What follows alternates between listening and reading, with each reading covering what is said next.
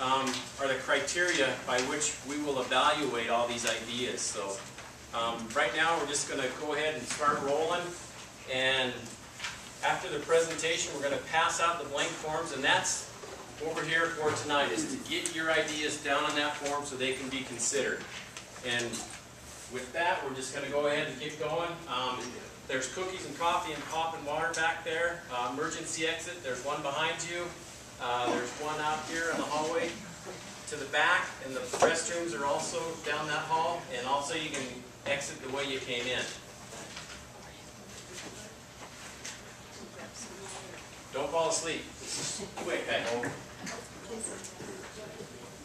Alright, so this is actually our second workshop. We had one last week. I think we had, I didn't count, but I think there were between 40 and 50 people, and tonight we have 40 chairs set out, so about the same kind of crowd tonight. So thanks for coming out. I know it says spring on the calendar, but you just have to look out the window and know that things aren't always what they seem, right? Okay.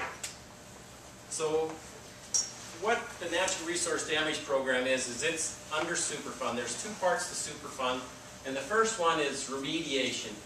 And the effort that we've seen up to date pretty much has been led by the Environmental Protection Agency, and the goal of remedy is to protect human health and the environment. And the other part of Superfund is restoration. And the federal government gave the states the authority to sue the responsible parties for damage to their natural resources. And that's why we're here tonight. And restoration's goal is to return that resource to baseline, the pre-injury condition. So if you walked into this valley in 1864 and had a look around, the goal of restoration is to try and get back to that condition. So that's why we're here tonight, and we're just going to give you a briefing on what this program is, and then ask you to fill out those forms. So the settlement that we're talking about tonight, and why we're here, it's called Butte Area 1, and this was a Montana sued ARCO, and in 2008 they came to an agreement, and that settlement was for just over $28 million, and that was put into a interest-bearing account. And now, at the end of last year, it was up to $32.2 million. And I joked at the last presentation that I want to get this person's name so they can manage my 401k, because that's a pretty good return in just over 3 years. Madoff. I think his name's Madoff. Okay. Thank you, Greg. You have an address. We do have a map up here later on if you want to come look at it, but this is Butte Area 1. But I will throw it up here on the board so you can see the area we're talking about. Oops, wrong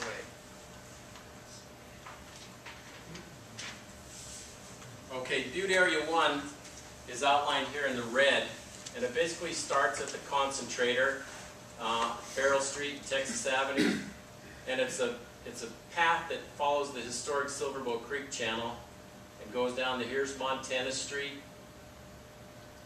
here's Harrison Avenue, here's Blacktail Creek, and they join here right at George Street, go under Montana, and it goes through the Butte Reduction Works, and here is the old Colorado smelter, and where the creek exits under the I-90 bridge, that's about the extent of this area. Now, to be eligible for funds, it doesn't necessarily have to be within this dotted line, but we do have to make some connection. It has to protect the surface water or the groundwater within this area. So we'll get to that a little bit later on, but that's kind of our boundary, and this big yellow boundary that you see here, that's the Superfund boundary for Butte priority soils. So really, anything that can be connected to the area inside the red would be eligible. And with that, I'm going to turn it over to John McKee. John is a member of the Butte Natural Resource Damage Restoration Council, and he's going to tell you why he's here tonight. Thanks, Pat. Yeah, just real quickly, right in advance, we're not ARCO, we're not EPA, we're citizens, and we don't get paid, we're volunteers. We just did this because, like a lot of you, we saw a problem on the hill and we wanted to try to do what we can to help. So by all means, when you're thinking about what you're doing here today, we're going to go through a couple slides. We're going to talk about the boundary conditions and what we can do, but we absolutely do not want you to walk away from this without giving us an idea. And even if it didn't fall within that boundary of that map, you've got a concept. Get it on paper and get it to us. We don't want any idea to not get through the filter. We want to make sure we get a chance to look at everything, such that when it comes time to make a decision, we're making it with the most ideas and the most possible concepts in play. Yeah, we're all citizens. You've got Elizabeth Erickson, Larry Kern, Steve Gallis, Mark Gollinger, Ruth Lee, myself, Chad Oakridge, Emmett Reardon, and Helen O'Connor-Joyce. And we were all brought together either by the governor or by Paul Babb to sit on this committee. And we've met monthly for about 2.5 years now. We've got a lot of sort of work underneath our belts and research underneath our belts. What we're here today about and last week, and even going forward up to the deadline of April 20th, is to bring these ideas in. So by all means, if you know of an idea out there, or someone who you know might have an idea, just because the meeting's over tonight doesn't mean don't tell them not to get a hold of us. Make sure they're bringing us ideas. Make sure that they're talking to us, because we want to make sure that we get out the message. We've got a lot. I mean, we've got $32 million. We want to do good things with it. I went over basically the members of who we are, how we came to be. And really, this is what we are. We are that voice. And I'm a loud one. There's softer voices, but we are that voice. And what we need to do, we feel we need to do anyway, is that we want to develop our plan. We develop basically our process plan, how we're going to do what we're going to do, i.e. these meetings now. And we got that approved back here in January. But what we would like to do is we'd like to take all your guys' comments, your concepts, your ideas, and hash that together into a final set of plans for review and for approval by the trustee. Ultimately, the trustee of all this money is not us. The trustee is the governor. And the governor's term ends in December of 2012. And so our goal is to try to do our best to find a good set of plans, well thought out, well conceived, and well developed, that we can put together and put onto his desk before December 12th, such that we can have a plan in motion. I mean, there's a very good chance that some of the concepts that people are bringing forward, there's no reason dirt couldn't be moving by next summer. This is not come and talk to us in 10 years something might happen. This is come and talk to us and we might be doing something as soon as a calendar year. Probably the best picture that's ever been taken is right there. It's the only picture. This is exactly. But yeah, basically this is where I tap out. But again, you need to, even if it's not tonight, you know someone that has an idea, you need to get them to us. You need to get those ideas to us, because there's a lot of great things that could happen. But even, well, it was 28, but even 32 million is nothing. There's $300 million of projects left on the hill, and they're not ever going to get done. But with 32 million, we can do an awfully good job. We're only going to be able to pull that off if we get the ideas from everyone involved. So I'm going to, like I said, I'm tapping out at this point, and Greg's going to jump in and talk a little bit more in detail about what we got going. Oh, you're up. All right, I'm going to shut up. You're up. I would have talked. I would have talked. I don't know what I would have said. Okay, folks, on each table we have one example form, and we'll put this up here at the end too, and we can look at the one on the table. But the one thing, you don't even have to put your name down. We just want your idea. If you feel comfortable putting your name down, we'd love to have your contact information if we need to have you talk with us and develop that concept some more. That'd be great.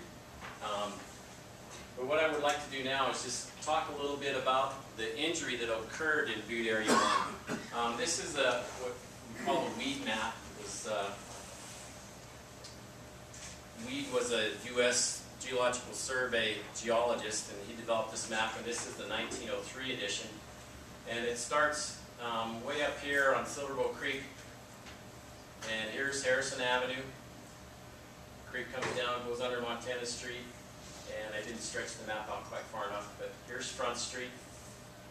And on this stretch of Silverbow Creek, there were no fewer than 7 mills and smelters, and all of those mills and smelters put their waste into the creek. That was just the way they did it back then. And Here's the Parrot Smelter, one of the biggest producers, and on down right here is the Butte Reduction Works. This little black dot right there is the original city waterworks owned by William Clark. So this is the area we're talking about. Those were the players in doing the injury.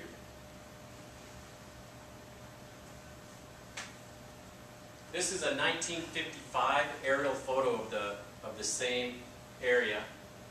And we start up here. Here is the Civic Center. This is the area from the Parrot Smelter. And all the white areas are basically tailings. And the reason they show up so vivid in a black and white photo like this is that in tailings, there's enough heavy metals that it's toxic to plant life, so nothing grows on them. So all these white patches you see are tailings. One good thing about the Berkeley pit is it took out all the tailings and all the waste from this point on up. But here's the Parrot tailings, and if you go on down this area here, this is Silver Oak Creek Channel. This area here that's just to the east of KOA, that's what we call the Diggings East area. And if you go back to that previous slide, this was kind of a marshy area. So the creek actually kind of spread out, and when it's carrying any solids, those solids spread out in that area because it loses velocity.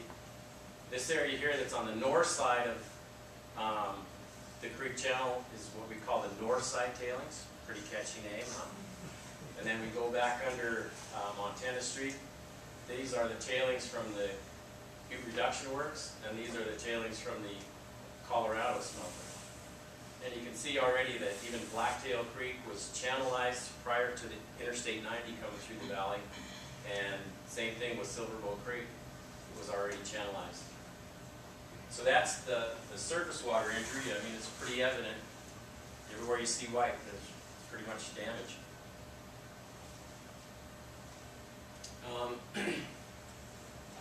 And the groundwater was also injured. Once you put those toxic substances on the surface, rainwater, the creek water, all drives that down into the groundwater.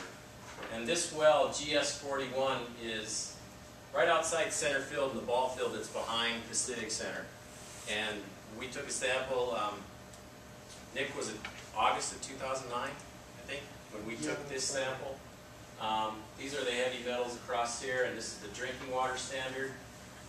So in order to be put in your pipe or your tap, all the metals have to be below this level. This is the Berkeley pit water, how they compare on the heavy metals, and this is well GS41. And you can see in almost every case, the water from this well actually has more toxins in it than the Berkeley pit water. And it actually is blue because of the copper that comes out of that's in the water. And I think Nick and I put a shovel in that water, went and got a pop down a town pump, came back, pulled the shovel out, and it was plated with copper. So, pretty rich solution. And if you go down to the other end of Butte Area 1, this trench was dug by Butte Silver Bow crews, and they were looking for a leak in one of their Petro sewer lines. And you can see here, this is tailings, and also if you look at the water, it's the nice blue shade. So that's from one end of this area to the other, we have groundwater damage. And one thing that we do, when we're talking about Butte Area 1 is this area here, but other materials outside of Butte Area 1 can easily affect the surface water in Butte Area 1. And for instance, when they went in and remedied the waste caps on the hill, there's over 420 acres that are capped, and any of this material can be picked up by rainwater or snow melt, and of course it all goes downhill right to Silver Bow Creek.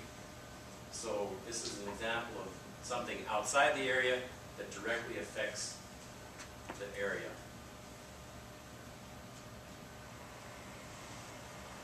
And probably the biggest problem we still have is exactly